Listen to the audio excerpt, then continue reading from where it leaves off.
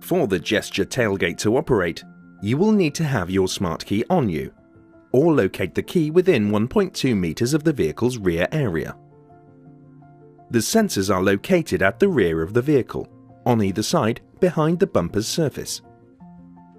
As you approach the rear of your vehicle, perform a smooth kick and return motion in the sensor zone.